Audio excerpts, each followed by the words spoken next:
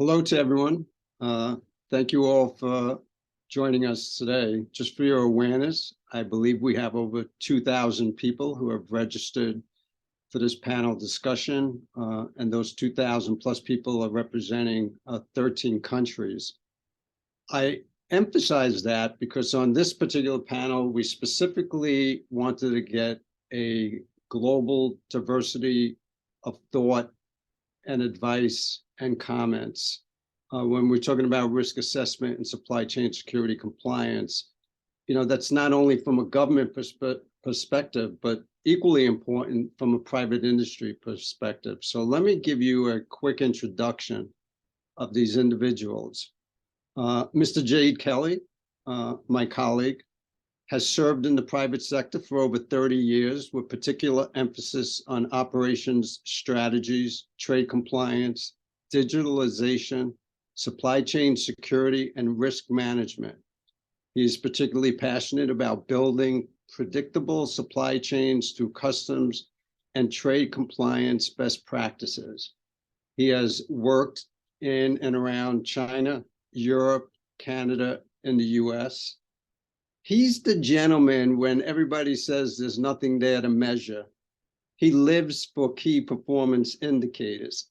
He's the guy who finds the value in CTPAT AEO programs. So he's the gentleman I always wanted in the audience when I was back in the government, and everybody's like, customs and border protection. All you ask for is what you want, and you never consider us in the business and how is this benefiting us. So Jade is on this call, and ask him your questions. He'll tell you everything he knows about how to make industry, smarter and get the true benefits of these programs. My very dear friend, Mr. Ray Manzone, he's the junior guy. He's the best looking guy, by the way.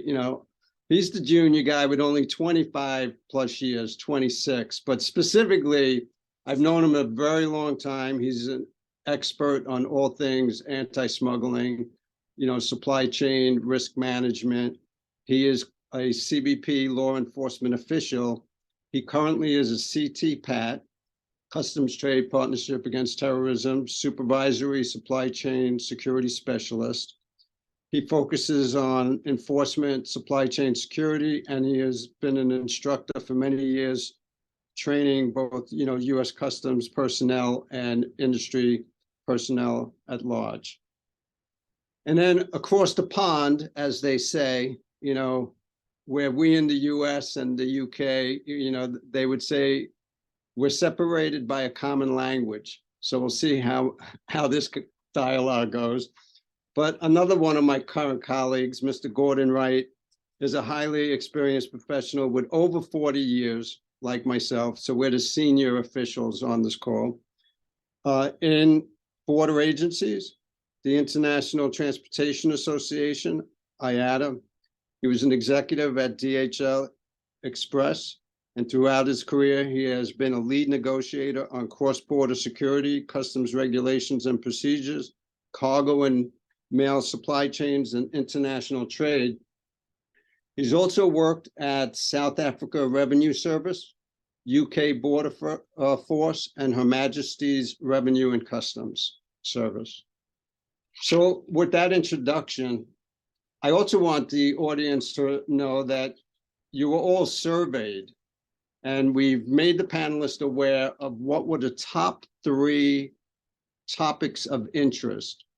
And we've asked them, while they're answering certain questions, if they can infuse any of their thoughts and comments on these 3 specific topics of interest that you, the audience, put forth to us.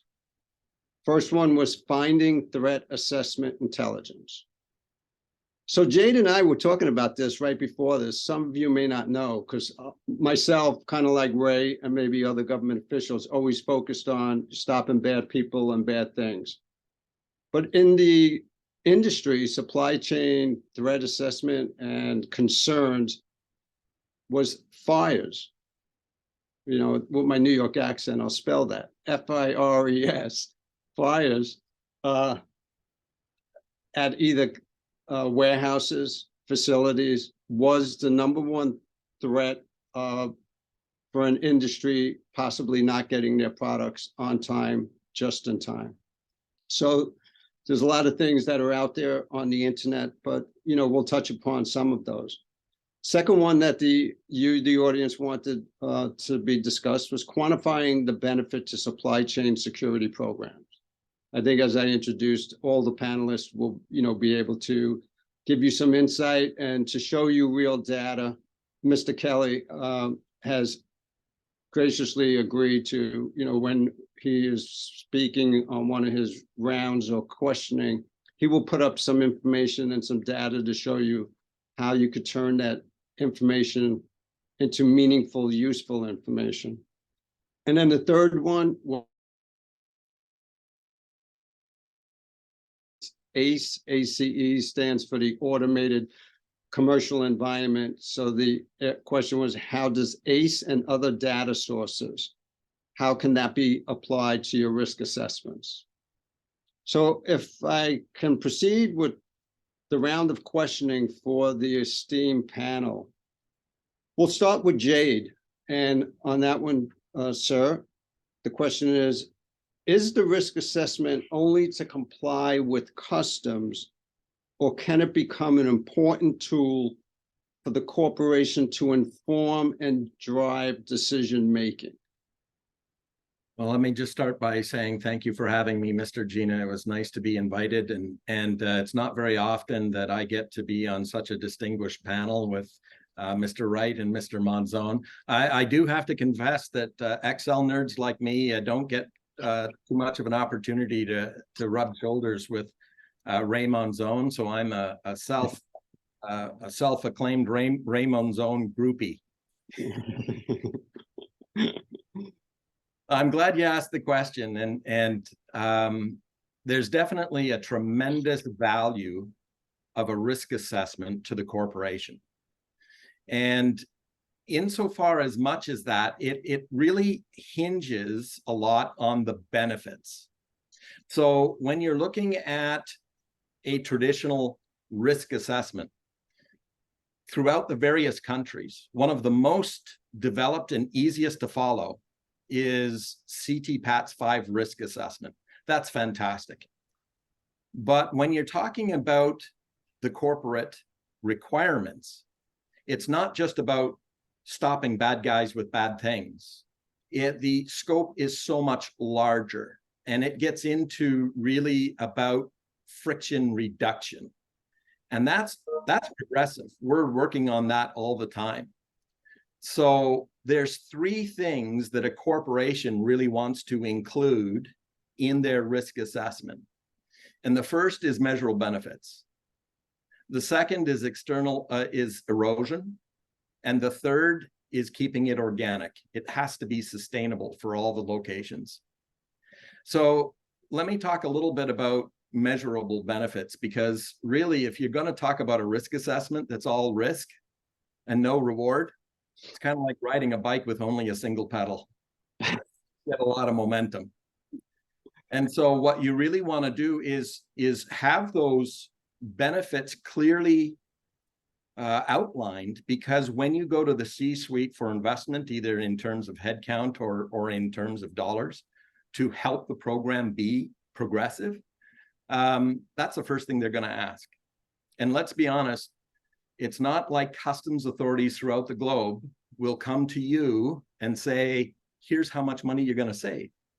If only it was that easy. And so one of the ways to do it is to change your mindset, is to approach a risk assessment with the right perspective. So oftentimes we think and we hear evidence of implementation. That's what we hear. And what we really want to do is expand that more along the lines of evidence of efficacy. In other words, am I effective? And that's the first step. Am I effective? Because the only way that you know that you're going to be effective is measure it. And so what I'm really suggesting is that the risk assessment is the birthplace of KPIs.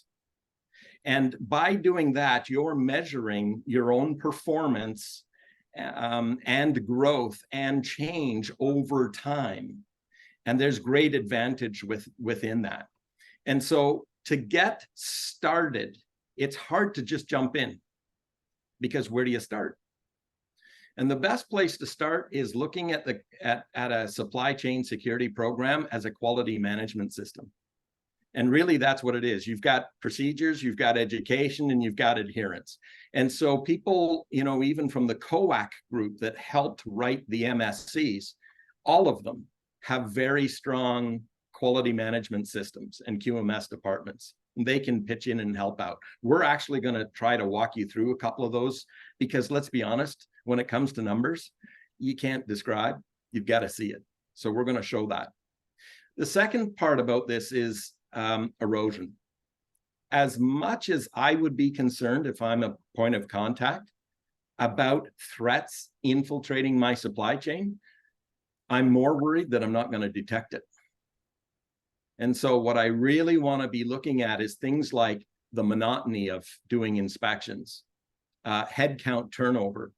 What are we doing between 4-year revalidation cycles? Can I prove in between those 4 years that we are keeping that bar every bit as high as we do on revalidation day? What happens at quarter end, year end? And can I detect it? Can all of this be live? And so that's one of the things that we really want to look at in terms of erosion. We'll show you a sample of that as well. And the third is making it organic. It's really hard to run a program that's not sustainable. And so you want to be able to see that parity and harmonization between programs and location.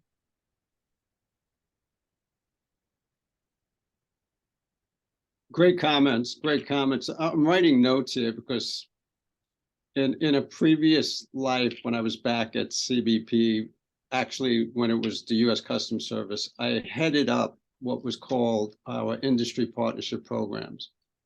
They were the predecessor programs, which ultimately became CTPAT. Ray would recognize these programs: Carrier Initiative, Super Carrier Initiative, America's Counter Smuggling Initiative, Business Alliance to Secure Commerce. And I'm not sure, Jade, in any of those conversations, did we use erosion or organic? So it really, you bring a great perspective from an industry. I mean, I was taking my own notes. I'm sure people on this call were taking notes about quality management service. I did systems. I did recall remembering a gentleman from Sara Lee Knit Products, huge company. And he actually, Jerry Cook, he embraced the industry partnership programs and CTPAT, and he looked at it as just a part of their internal control programs. Yeah.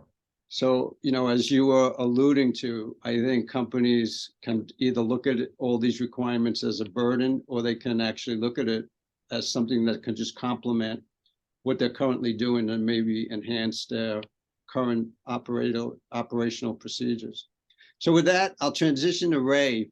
As I indicated, I think earlier, going to try to go from private industry, then to government, and then back to, Gordon, who has both that balance of, half and half, and get perspectives. So Ray, a similar type of question, considering the trade partners can face different risks throughout their supply chain.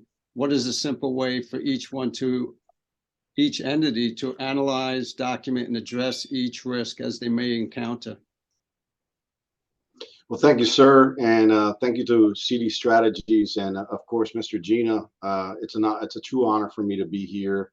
Not only now after your customs career, but also as a commissioner of customs. It was an honor serving you. You were always a great leader in our organization, and to me it's an honor to be able to be invited to discuss this important topic. Of course, Jade, I appreciate the comments, and continue to come to the Customs CTPAT conference. We're always trying to keep a smile on people's face, even though this is an important topic to discuss. I think we learn better this way, really having a candid conversation. And of course, Gordon, it's always great to see you with all your knowledge from your international experience. I think the first time I met you, I was in Brussels. So nice to see you again. So I think I have to go back to my customs inspector days, right? So before there was a CBP officer, we were inspectors, right? We inspected stuff, right? Everything. And we analyzed risk from the perspective of, we were at the seaport, we saw what the vulnerabilities were, we saw where the containers and the cargo arrived, we saw where we inspected the cargo, and then everything else that would happen around us. And guess who was organic? The smuggler.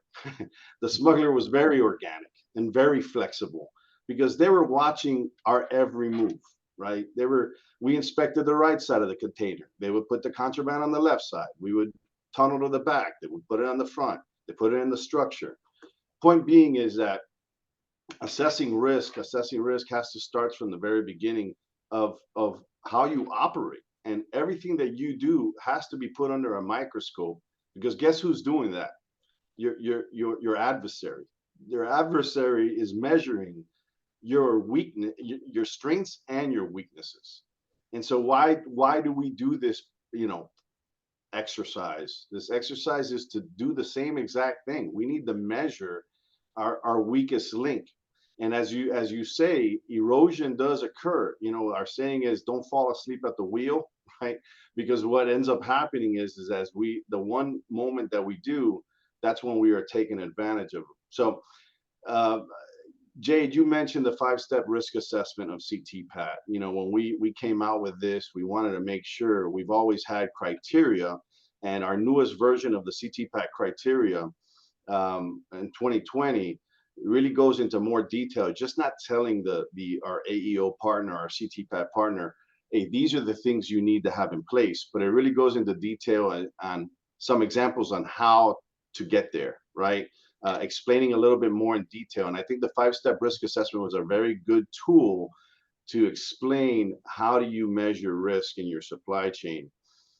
I think if you've ever been through a CTPAT validation, and hello to our CTPAT partners out there, I want to say hi and thank you for being a trusted partner in the program, AEO programs as well. A CTPAT supply chain security specialist, when they go out and visit you, what is the first thing they ask? Well, let's discuss your supply chain. Let's go through the process of explaining to me how the process, how the cargo gets packaged or produced. How does it get palletized? How does it get put into the container? How is that container sealed or inspected? All these questions are being developed and being asked because they're doing one very important thing that the 5-step risk assessment outlines. The first step is mapping out your supply chain. And by mapping out your supply chain, you know where those weak links might exist. So mapping the supply chain is the first thing you have to do. Now, this could be different for all different types of entities, right? Because risk is measured differently along different supply chains. So the question of making sure that you go throughout, and most companies start with their physical security. So when we talk about risk assessments, and I've gone over 800 validations with companies, and this is one of my biggest, I would say, experience points, is that I'm able to kind of contrast and compare.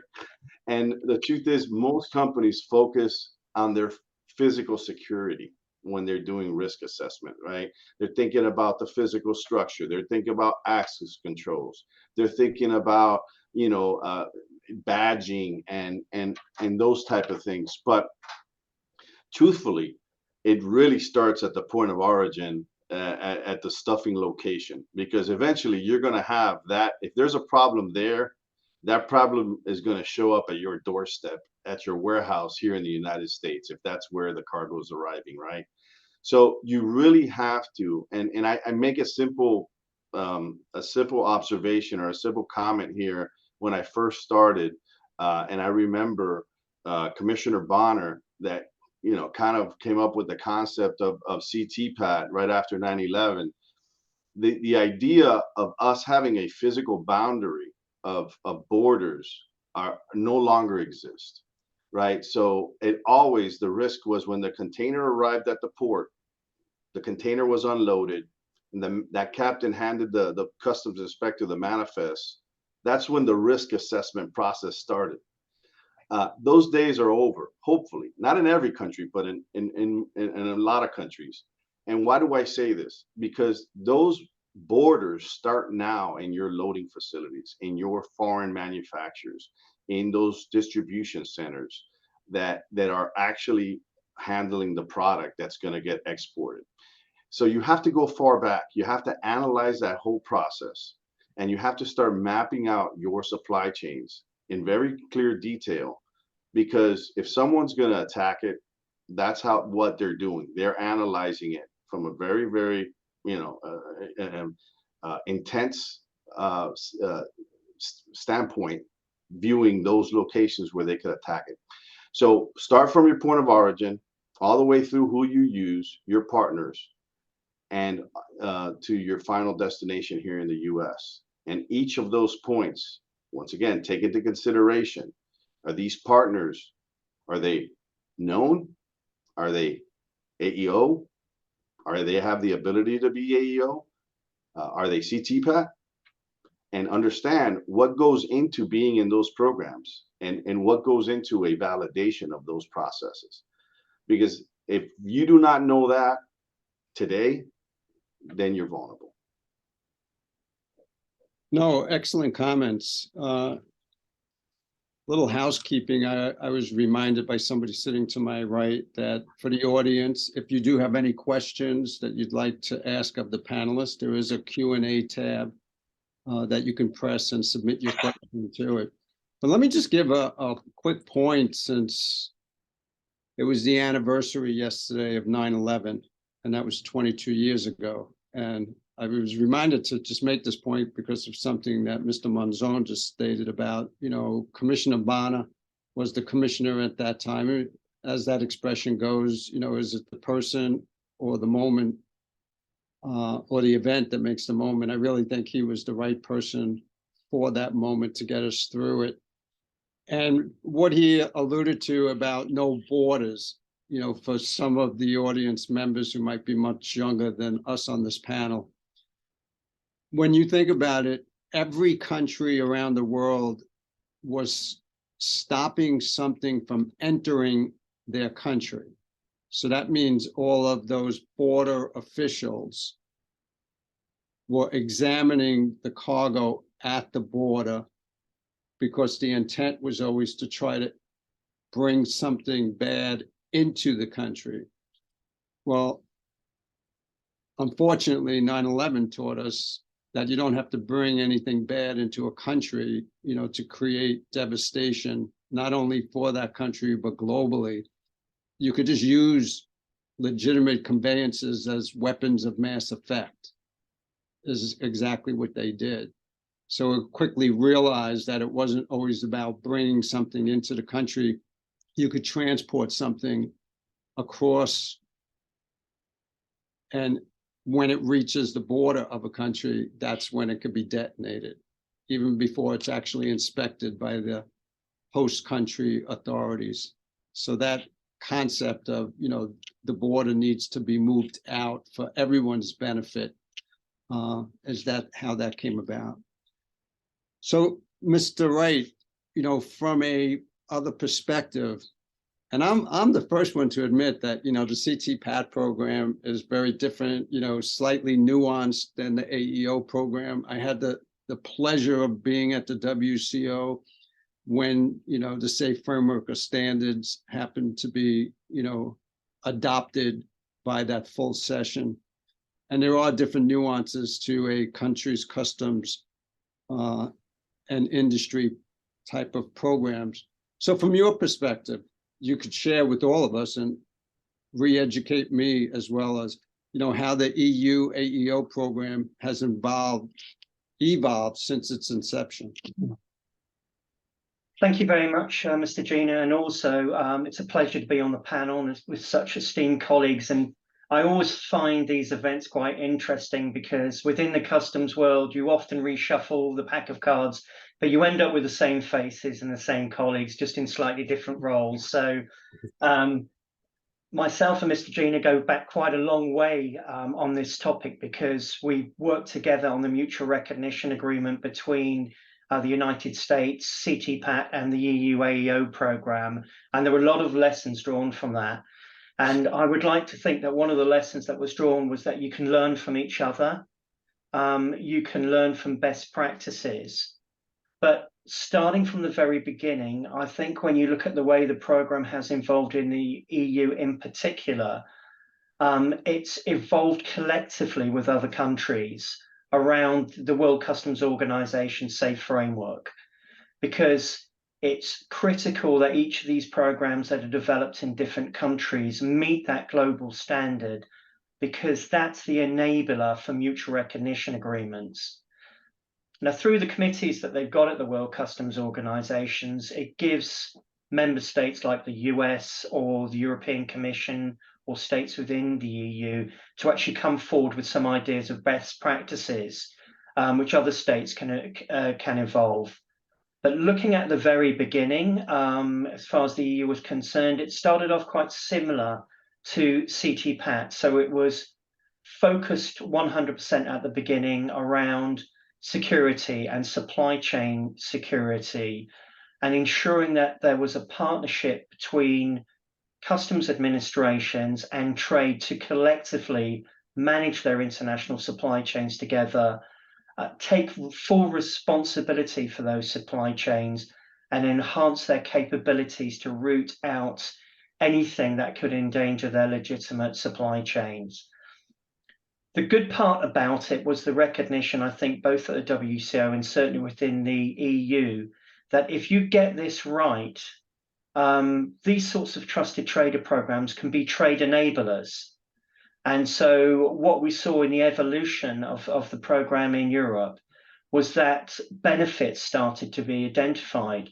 Some of them are quite obvious. You know, for example, the clear benefit that was set down at an early stage was a reduction of inspections on average, similar to the US. Priority inspection if you are going to examine. But the big one that I think that was underestimated was the more collateral benefits that really drove many companies to join it. And what I'm thinking of in particular here is the status of being an AEO operator, and using that as a unique trading tool to identify other partners and other businesses to say, look, you can trade with me. I've taken steps myself to secure my supply chains. I only want to work with legitimate traders, and here is my status. So that drove some of the changes around the way some of the assessments were undertaken, to ensure that those trade benefits came to the fore more so than they were at the beginning, to ensure that they could be realized. One of the aspects that was developed also over time was the necessity to ensure that the small and medium enterprises were able to join the program, and that the program didn't impede them in any way. And the way it's actually set out in Europe is the same criteria applies to everyone, every company that joins the AEO program, and anyone with customs business can join the EU AEO program. But there are provisions within that that special care is taken that SMEs are not do not have any form sort of embargo from joining if they're taking reasonable steps. And the example that I always give is similar to the CTPAT program. Within the EU AEO program, people have to wear name badges basically on their secure premises. But obviously, if you're one guy in a truck, you don't need a name badge because you should know who you are in the first place. But some of these practical things were developed over time, and lessons were learned, and aspects of the EU AEO program that were sometimes more burdensome were taken into consideration. And that's how we went forward. But equally, as well as looking internally, there were lessons drawn internationally as well on what's worked in a different country, where maybe we should look at actually imposing some of that. And I think that went both ways, because I know that with CTPAT, with the recent changes that took place, some of the more fiscal components, the fiscal criteria, were integrated into CTPAT. So it's been a learning process, I think, over time. No, excellent points. It reminds me of a lot of people, when we talk about supply chain security, will immediately think of, the physical introduction of some type of contraband. And then, however, there's also the commercial perspective of, is the items being declared correctly? And are the proper revenue, taxes, fees being collected? Because a lot of countries around the world, that's a primary source of their revenue, are these duties that are being protected and collected. And then when you mentioned the financial, so somebody had reminded me, when you think about it, they kind of simplified it for maybe my simple mind. They said, okay, so you have a shipment coming from place A, destination place B, and is that shipment secure against being compromised with contraband? That's one aspect. And even if that shipment is fully secure from a physical security perspective, they may not be in compliance with how it's being classified. Is it, being the appropriate harmonized code being applied to it? Is there any certain special duties or quotas that need to be applied? And I thought I was finished then, and then somebody from CBP's Regulatory Audit Division quickly reminded me. They said, sir, there's also the financial soundness of the company. So that whole, there was the physical security, were they, being compliant with their addressing the proper duties, taxes, and revenues, and was the company financially sound? So, excellent points. So I'll transition back to Jade. And, this is the one that I'm most interested in because he's got the numbers. And I don't know about numbers lying or numbers not lying, but he's the KPI guy. Most people that I ever encountered in CBP, when you said KPI, they'd be like, what are you talking about? I have no idea what you're talking about. And then when they say, you tell them key performance indicators, they're saying, oh, you mean metrics. And even for the diehard anti-smuggling people like Ray Manzone with, the metrics, there's a big difference between output and effective metrics. That's when you're the inspector that Ray and I were, and you're examining all these containers because somebody else in the analysis room is highlighting these containers, and they're putting out output metrics. Oh yeah, we went from 10 containers to 20. And we're saying, yeah, but we examined 10, there weren't anything in it. We examined 10 more, there weren't anything in it. So your output metrics are not the right metrics. What is the effectiveness that we're actually highlighting and finding something? So, Jade, here's the question. How can ACE and other data sources add to a risk assessment's effectiveness, especially being asked by those in the private industry that are trying to justify to their leadership for the resources that being part of these programs are in fact beneficial to the company? This is going to be my shortest answer in the entire piece. 2 words: practical application.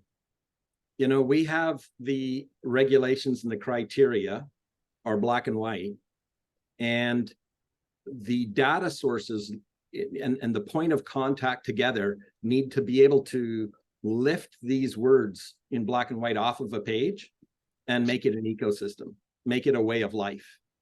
And it all depends on practical application. You're going to get sick of it because that's my new VVTT terminology, practical application.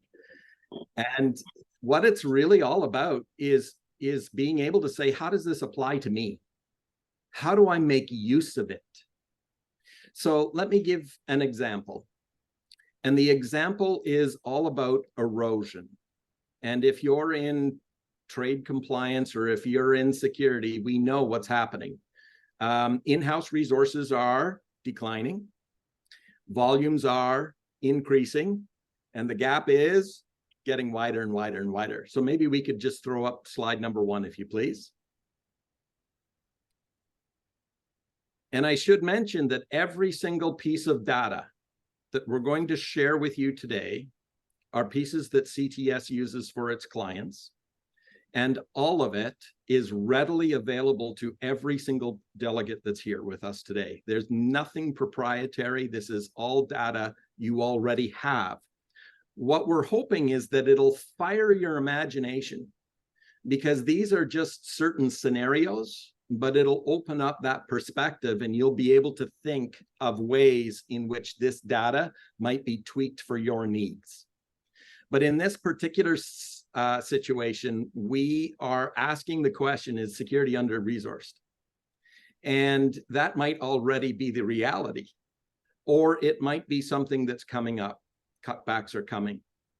And so by taking the cargo log and combining it with the visitor log, you get to have an interesting narrative depending upon who your audience is. So to walk you through the slide, the gray and the black is cargo, entries and exits, and blue and green are your visitors in and out. And generally speaking, this fictitious piece of data actually follows through what's reasonable. You would imagine most things come in the morning and leave in the evening. And there's ebb and flow through all of that. But what's really nice is that from a customs perspective, you can have a really good narrative about gatehouse coverage. You can have a conversation about what the response capabilities are, depending upon what your headcounts might be. However, when you're looking at the C-suite and you're asking for resources, what they're going to be concerned about, not so much in terms of response capabilities, but how are you treating my visitors? Because oftentimes those visitors are customers. And they want to make sure customers are treated very well and hospitably.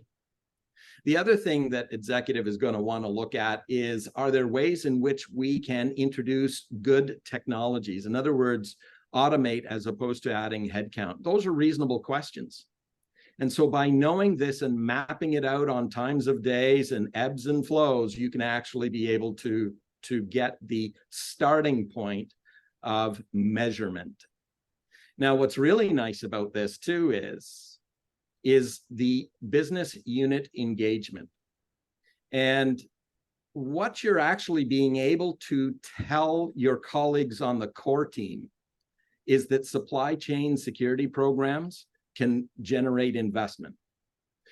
You know, when you talk to somebody in security, the first thing they say is, we can do anything. We just need to be able to have the resources to be able to do it. And so they're very cooperative. And if you're helping to get those resources, can you imagine how that boosts the unity of being able to say on a core team, yeah, I've got this customs guy and he's actually advocating for my department, which is in security. And so what are the takeaways? Well, the takeaway is, this is a good example how data can make a supply chain security program more erosion resistant. And it creates more of a narrative that can actually be tailored to the nuances of the audience. And so that is example number one. Let's jump into example number two. But before we do, we had a question. And the question was, when I've got a truck and I arrange the shipping versus a customer who arranges the shipping, how does that work in terms of responsibility? And so we actually already had this question as a plan.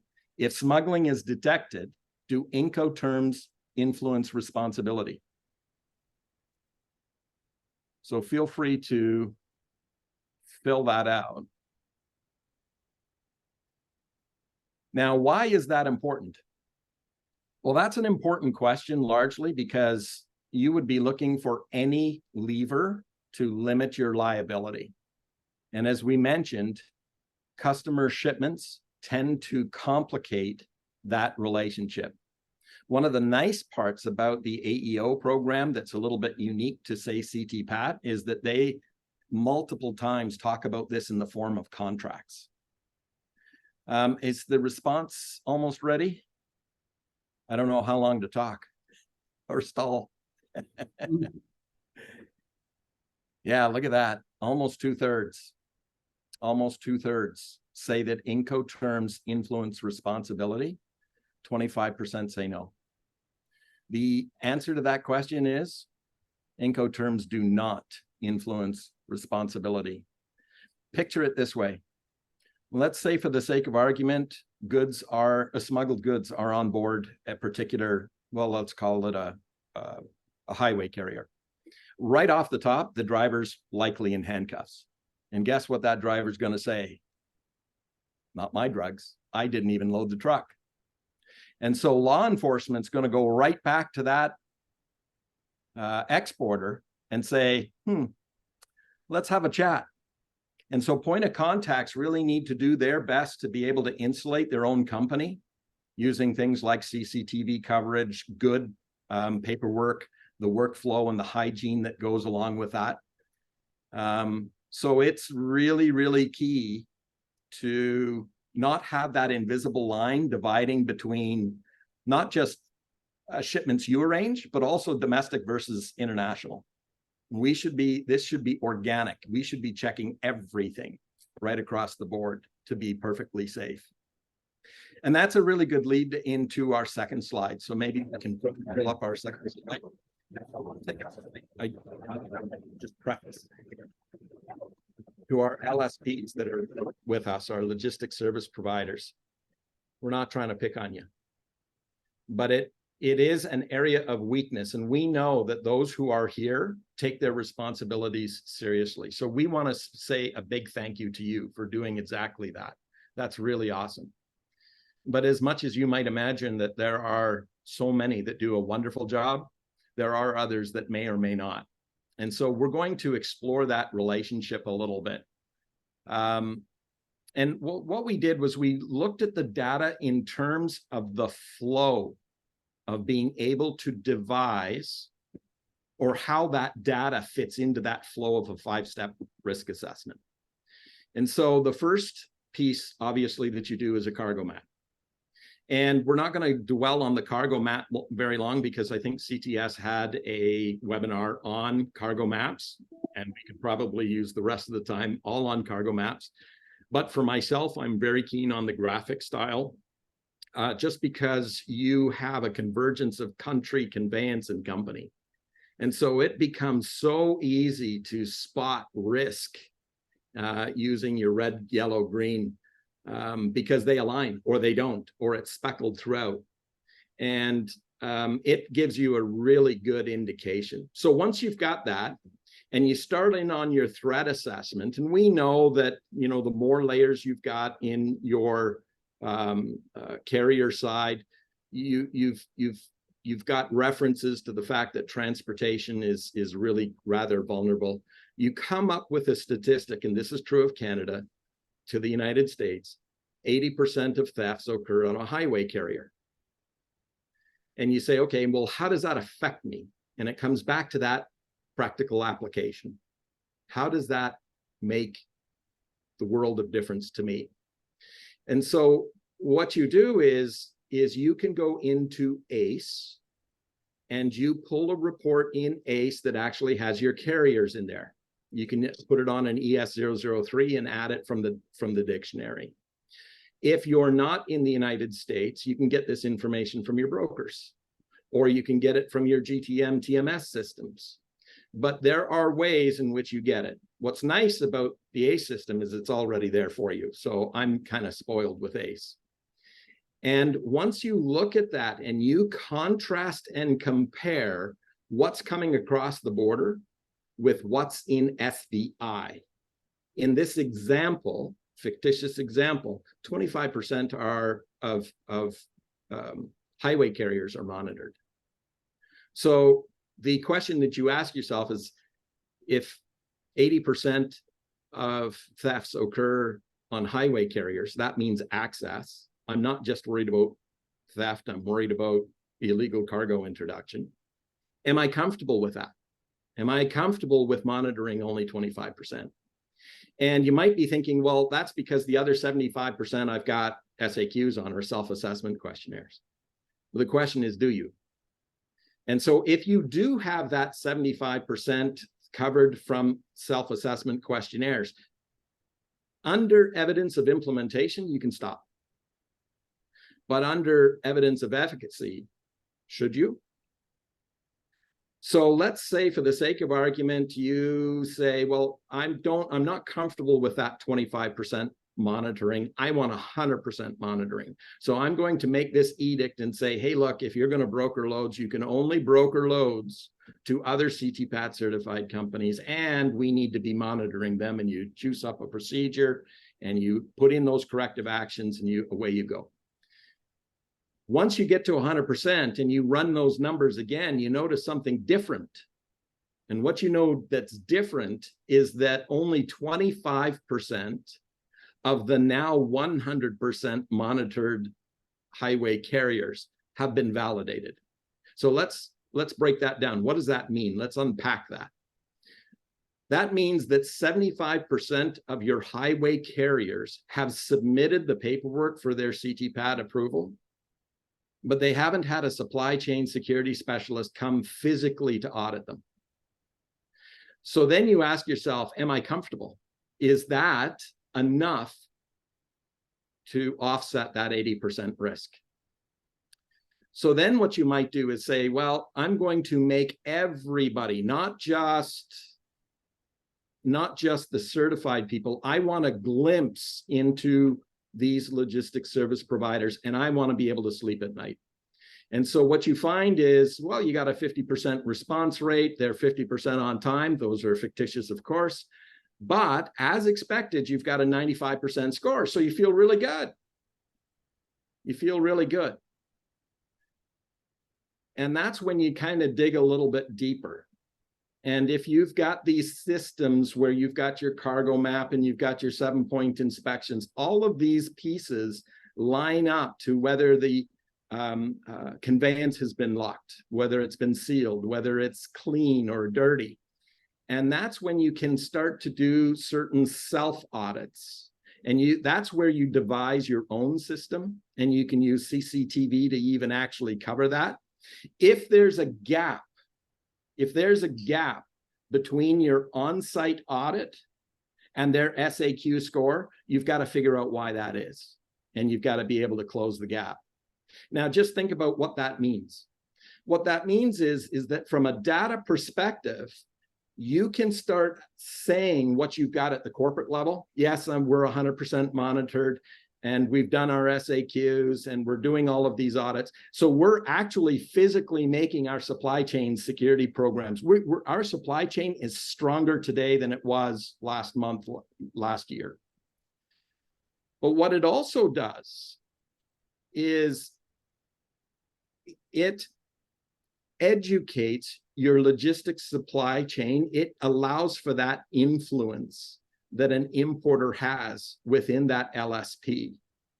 And your biggest believer, because initially, let's be honest, LSPs might be a little bit uncomfortable, but when they start to realize that you're making them better and that you can hand over your audits to them, showing that they scored perfect, so that when they go for their CTPAT revalidation, it's adding to them. So there's all sorts of benefits of being able to do this type of piece. First of all, when you're looking at customs, you're actually being able to say to your supply chain security specialist, look at all of the areas where we've used our influence to improve quality. And I don't want to ever throw Ray under the bus, but I would be mixing this along with other enhancements. And I would be saying, hey, is this not a best practice? Can we not be looking at tier 3 status? And then that opens up more benefits to be able to say, yes, we're documenting these pieces, and you can actually show that as well. From the C-suite benefits, look, let's be honest, costs are going up, and what they really want to know is are our suppliers looking after our business? And when they see that there's somebody minding the stores and that, you know, there's those quality improvements while reducing risk, they love it.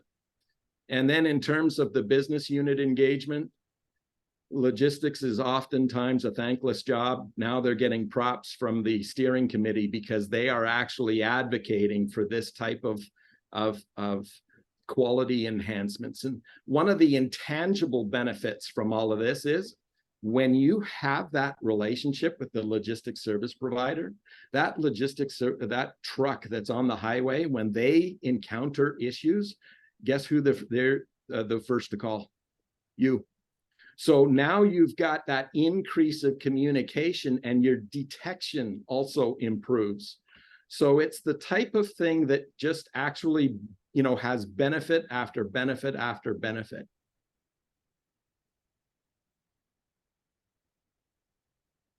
Excellent points, Jade.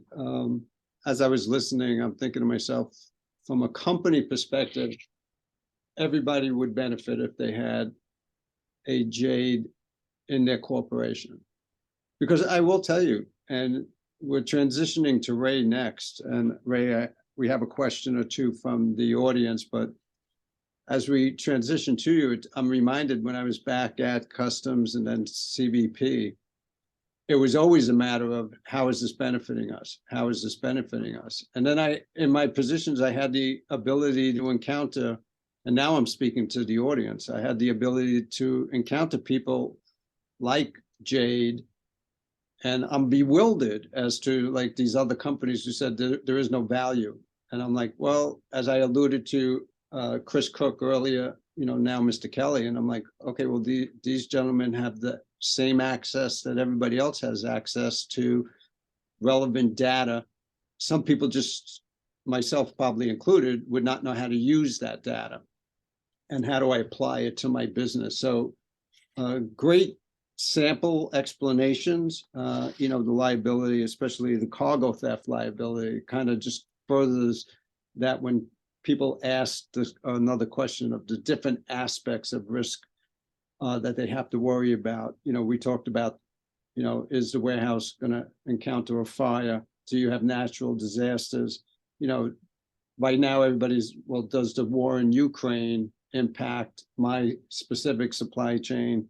Who would have ever thought like the most state-of-the-art vessel carrier would have got stuck in the canal and impacted like half the free world and shipments that way, cargo theft, and even labor strikes.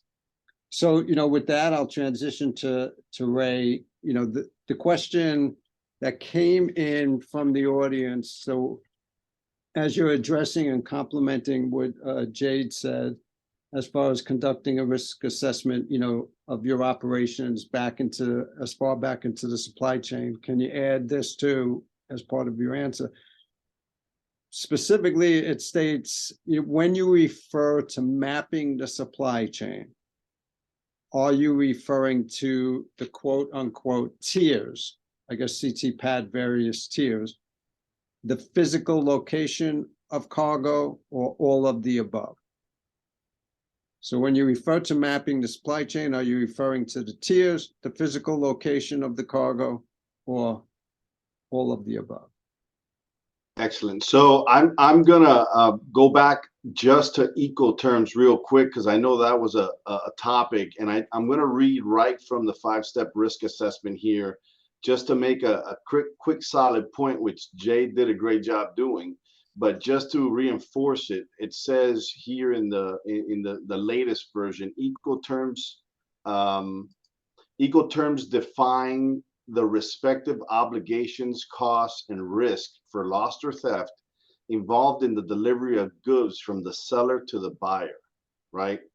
But that doesn't mean that it mitigates anything that can happen from the company to the government, right? So we discussed this as does Ecoterms come into play, and I've been in multiple validations where they say, well, that's really not my responsibility. Well, once you decide to become CTPAT, or you decide to become in an AEO program, that's when you take on that responsibility. So just understand that you are held to a higher standard, and that, you know, that's for you guys to fight out who's going to be responsible. But ultimately, you know, the CBP and CTPAT will look at it as your shipment, your responsibility. So transitioning to the question, you know, there was you know, I want to make a really quick point here, because it's very important that we discuss this. And, you know, when we talk about KPIs and the numbers, statistics, once again, Al and I, we, you know, you give me a tool bag and a drill and let me board a vessel and I'll make magic, right? But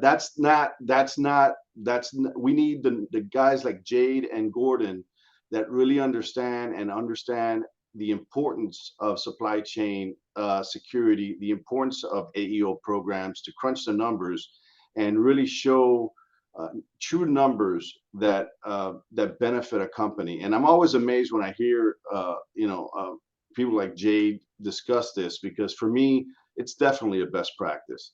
The idea that we're trying to become a more efficient company when it comes to moving our freight, moving our cargo, less costs, more secure. A shipment at rest is a shipment at risk, right? So we understand that having these numbers, and we talk about KPI and all that, is so important for an organization, because it does show what the value is of a program like CTPAT or an AEO program. And Al mentioned it, right? Just because they sent us out there to inspect 50 containers coming off this vessel, you know, quantity doesn't mean quality, right? And so we could go out there and do that hard labor, but I really wanted that one targeter that I knew in there that really knew their stuff, that knew how to crunch the numbers, to say, no, forget those 49, look at this one.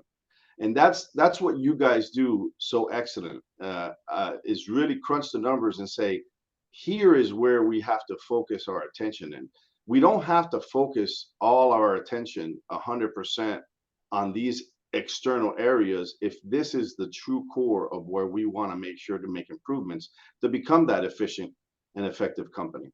So, the question was, how far back in the supply chain? And when we talk about mapping, what entities are you really talking about?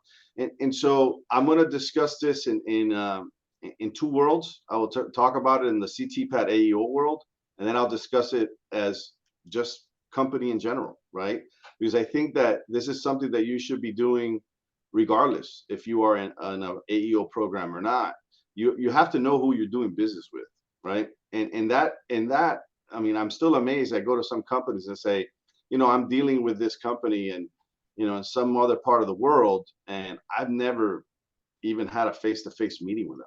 I said, not today, right? We have no excuses with Teams and virtual platforms today.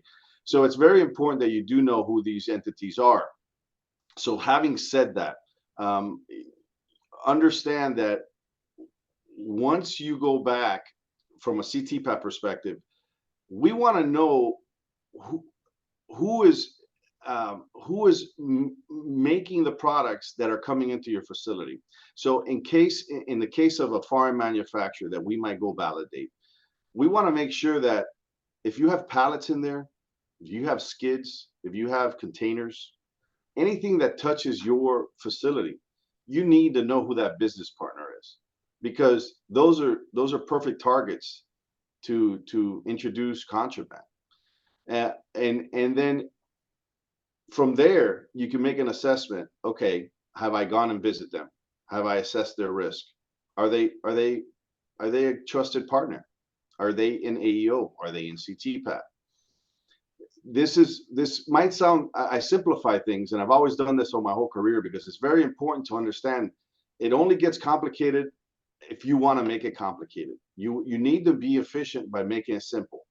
And the simple way of doing this is making sure that whatever comes in is verified. Now, outside the CTPAT AEO world, that's what we're going to come in to analyze. We're not going to probably talk about your raw materials or where do those get manufactured. But I would say not focusing on that doesn't mean that you as a company shouldn't be focusing on that. A major risk, regardless of its security, if your foreign raw material supplier all of a sudden, for for lack of a better term, gets blacklisted, right? And they're not able to provide you with your raw materials, that is a huge risk for your business, right? I think that you're not going to be able to manufacture the goods to be able to export or to import. So the idea that when we're assessing security in your supply chain, we stop at your foreign facility because we want to make sure that container or whatever mode of exportation you're using is secure, doesn't necessarily mean that you as an entity should stop there for CTPAT or AEO purposes. There's other things, and I'll be talking about this throughout the webinar, of other aspects and other factors in your risk that you have to focus on. Now, I'm going to go back real quick to the risk assessment because I want to make sure that I answer the question fully. And they were discussing what are some of the things that I'm discussing. Al, if you could repeat it to me again so I could get it correct. If you still have the question with you, what are the entities that I should be going back to focus on when I'm doing mapping? Is that what it was? Well, there was two parts, right? So let's go with that first question, and then I'll repeat the one. It was, how far back in a supply chain does a company need to go when conducting a risk assessment of their operations? I Right. think you addressed that one.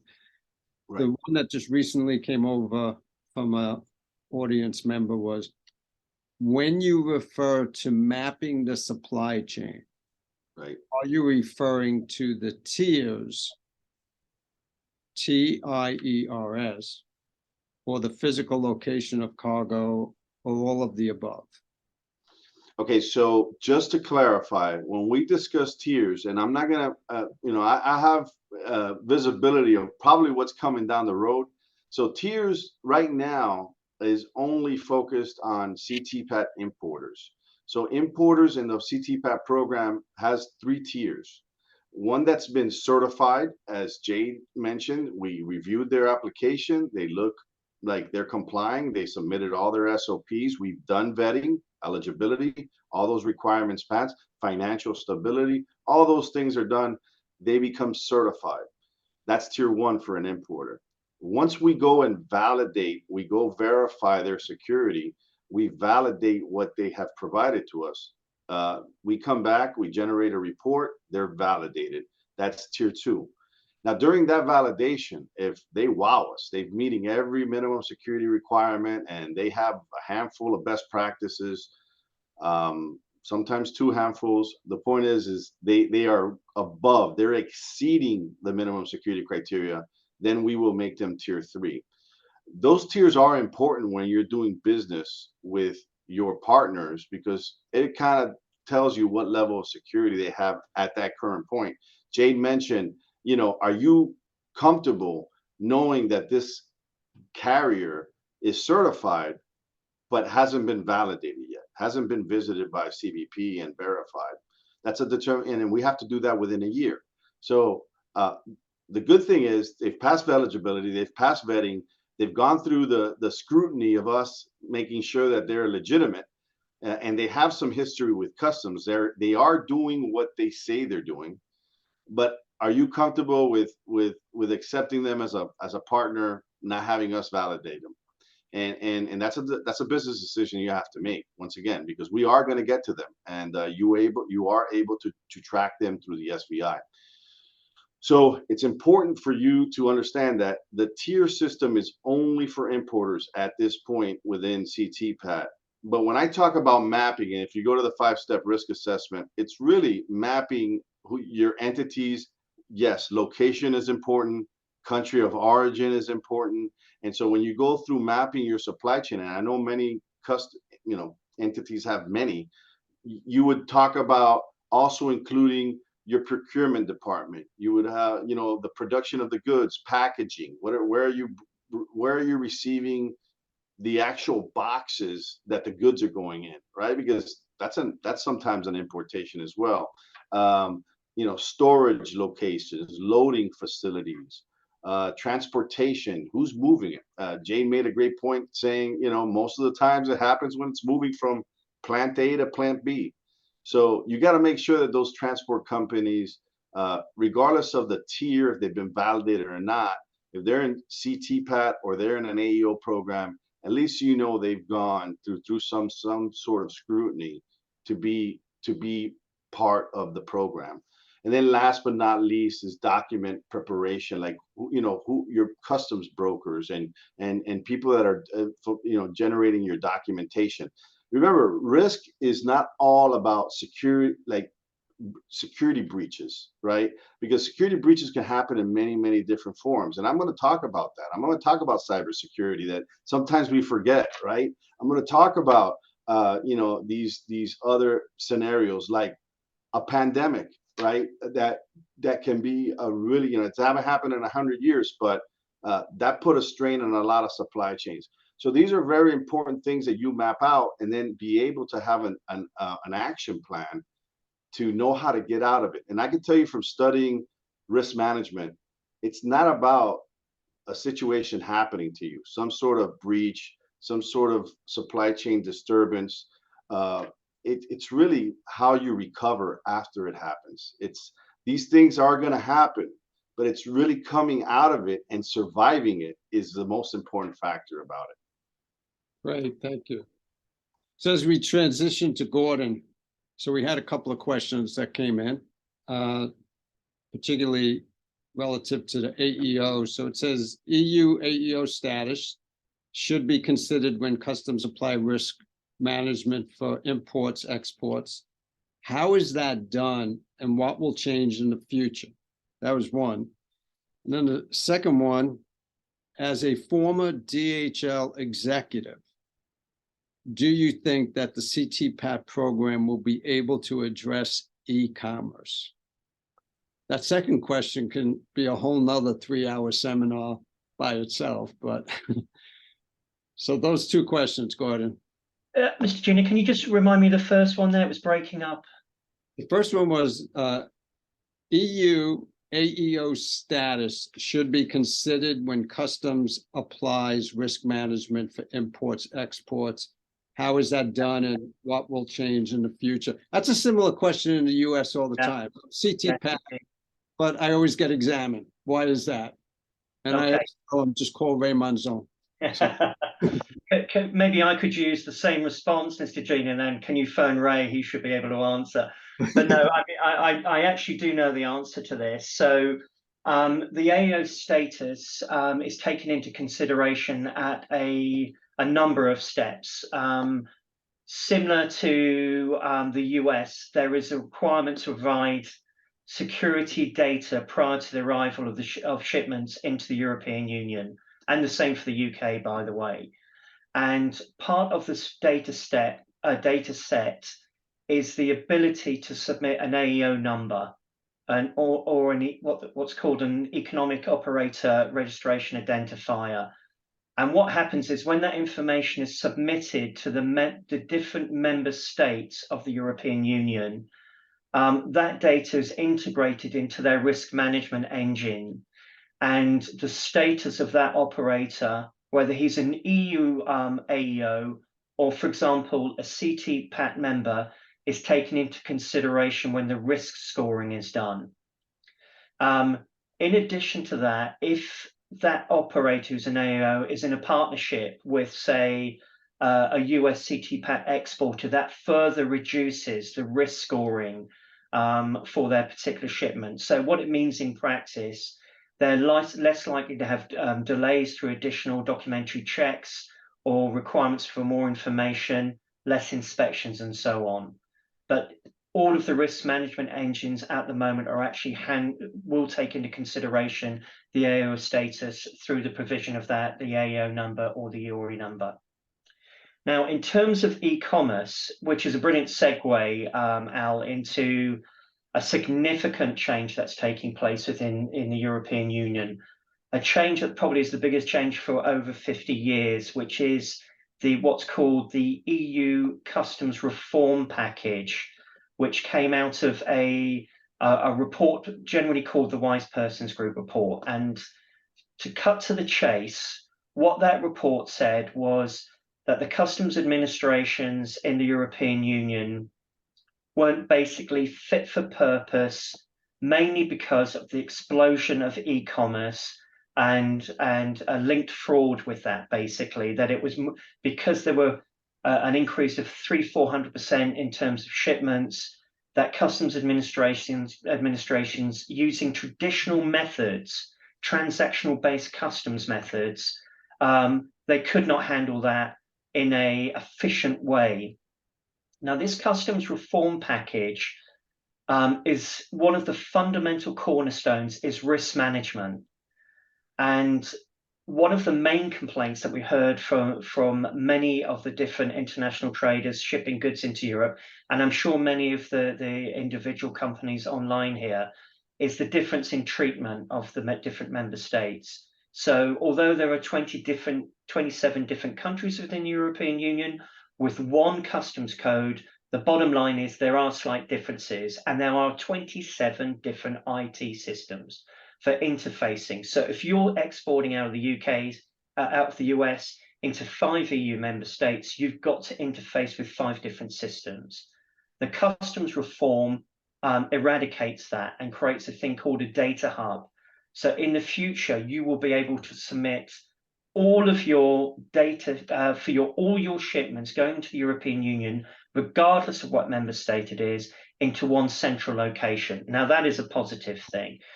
How does that impact on risk management? There'll be one set of risk rules centrally in Europe. And so there won't be this differential of treatment when you're actually sending your goods into Europe. And the example that I always use is if you send perfume to Malta, it's considered a prohibited and restricted. But if you send it to France, it's not. Now, that sort of differences can make it very complex to do international business going into the European Union. There is a fundamental change happening with the AEO program as we go into the customs reform. And it's a new type of AEO called Trust and Check.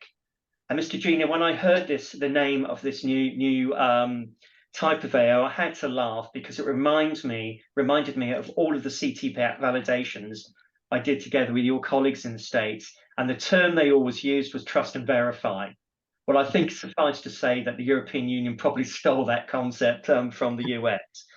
Now, what does that bring? There will be a high level of control. To access that program will be more difficult, particularly around 2 areas. The fiscal component will be tighter, but more so will be access to the transparency of your supply chain. So there will be requirements to make your supply chains more transparent and visible, and that can mean access to your systems if necessary. The kickback from it would be a move away from transactional customs. So if you're a big company with starting at the beginning with a very clean record, you're transparent, absence of offenses, cooperative customs all the time, and you get this status, you no longer have to make declarations shipment by shipment. You can do them on a periodic basis through that one data hub that I mentioned earlier on.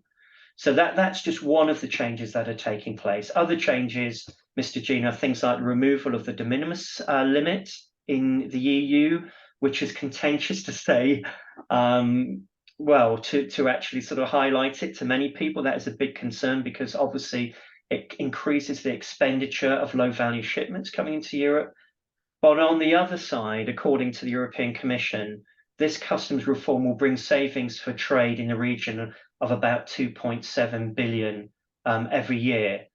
And I think in terms of the awareness of that, and for those of you that are shipping into the European Union, I think we had a poll question, Mr. Gina. I don't know if we've got time to bring that up, just to see if there's an awareness and whether we need to do something in the future on that. So the question we had in this regard was a simple one. I mentioned the Wise Person's report. Have you heard of that? And have you heard of the customs reform package? Because as I say, it will significantly change the way that you do business in and out of the European Union at the moment. So there's no wrong or right answer, of course. It's just to check your awareness. So maybe if you could take a moment to vote on that. While they're voting on it, that point you raise is interesting because in the US, it seems the trade express, especially the express consignment component of the trade, is trying to get the de minimis even higher. Yes. So we're going in that direction to increase it from where it currently is into maybe well over $1,000, and the EU is going in the opposite way of possibly eliminating it completely. Yes, I mean, a lot of countries outside the EU see this as a non-tariff barrier, barrier to trade facilitation, Al, and you could argue that point as well. Now, the reason why the European Union are doing it, it's an anti-fraud measure, basically. That's what they're basically saying, is that companies are splitting their shipments to get them under the de minimis. Now, specifically, they focused on e-commerce on that. They're not suggesting that is endemic throughout the whole of trading in and out of Europe, but that is their concern around the e-commerce element. And I think that's quite significant, because we can see that 91% have not heard of the customs reform or the Wise Persons Group report. So food for thought for maybe future webinars if there's interest. Right. So I think we have enough time for each of you to make one last comment, but at your last point, I'm not going to say anything provocative or controversial as to where I personally lie on this, but when you just mentioned that they're possibly going to eliminate the de minimis and the reasons you gave, so the audience, I'm not going to repeat them, hopefully you're paying attention to Mr. Wright. The reasons you gave is what many argue in the US is what's happening. Many shipments aren't coming into the US, they're being brought into southern part of Canada or northern part of Mexico. Those shipments are broken down. Now, some would say that's legitimate tariff re-engineering, tariff engineering. It's like in the US, when I think the CEO of a major company was asked by the Congress of the US, why are you putting all your cash in Ireland? And the gentleman just said, because the US tax code allows me to. Yeah, there you go. Yeah. I mean, I'm sure that Ray would have a comment on this, because, well, maybe he doesn't want to make a comment, but my view and the view of trade is that basically, if you've got fraudulent traders who are splitting consignments to get it under the de minimis, if you apply appropriate risk management, you can eradicate them. Right. So let me go to the last round of questions. So we'll start with Jade again. What advice would you give to a manager or someone is managing multiple supply chain security programs as to, how can they become more efficient, or how can they become better? And, 2 minutes or less, what would be your last words of wisdom to those individuals? I think you're on mute. My wife wishes she had such a feature. Two things actually come to mind, and that is, one is not just doing that risk assessment and letting it sit for a year, but be constantly engaged with it. The whole idea between that risk assessment and data is to be progressive. And you're going to go from measuring the quality management side to getting into the benefits. And hopefully, as you get better with your sophistication, you're going to become a CTPAT trusted trader, or the equivalent of AEOC, so that you can get your AEOF. So it's all about being progressive. The second thing that really answers that question is the pain point of manpower. The programs are unique, and there are nuances between them. CCTV retention is a perfect example. In one locale, you're expected to have 60 days, and in the European Union, you've got GDPR and you've got restrictions. So these have to be balanced out. And so my suggestion is, first of all, become a subject matter expert. You need to know what those nuances are. But then secondly, once you've got that understanding, take the most stringent standard and make it a company standard. And then that way you're actually administering a single program, a company program. Great, thank you. I'll go to Ray next. Same type of question, any advice? But first, let me apologize to any of the audience members who did submit questions. My colleague sitting with me reminded me to let everybody know those questions will be answered in writing, and they will be distributed out accordingly. So Ray, 2 minutes advice to individuals who may not think It's not my responsibility. You and I have lived it. When a civil penalty comes out and their shipment is being held up, that container is being held up because it's evidence, even though they had nothing to do with it. And that civil penalty in the tens of millions of dollars now becomes a liability on your financial books. And the accountants and everybody above you is screaming and yelling like how that happened. All of a sudden you realize, oh, maybe I should have made it my responsibility. So. Yeah, great question. Real quick on e-commerce, we're working on it. All right, we have a team. We have our lead team in LA office. They are working on e-commerce, and don't be surprised in the future. Some of these e-commerce companies are CTPAT, so we can have a better look at their security throughout their supply chain. I'm going to tell you what a lot of companies have told me over the years. You don't know how good you have it until you lose it.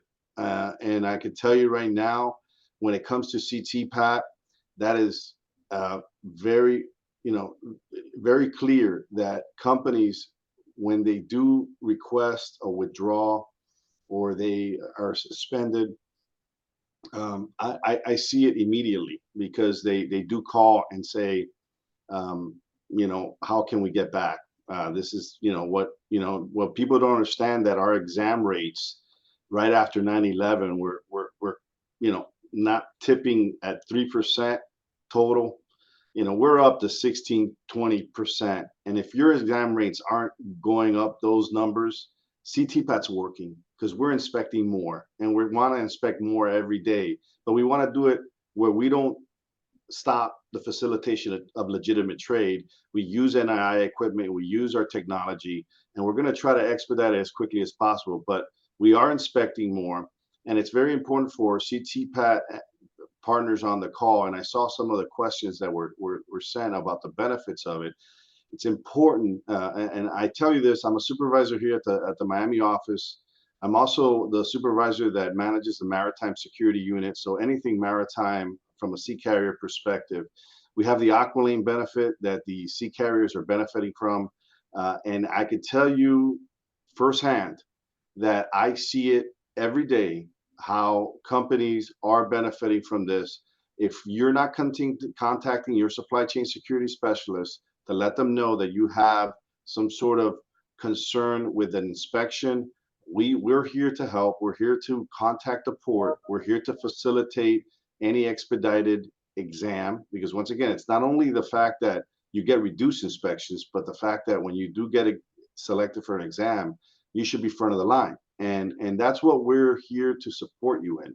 So really quickly, I will tell you that I first-handedly have had conversations where our fines, penalties, and forfeitures office on the good standing, or maybe not good standing, of a CTPAT partner, and how a six-figure penalty can be mitigated to 10% or to 0. So remember that those type of benefits that you might not see because it doesn't happen every day, when it does happen, you really do wish that you had CTPAT in your corner.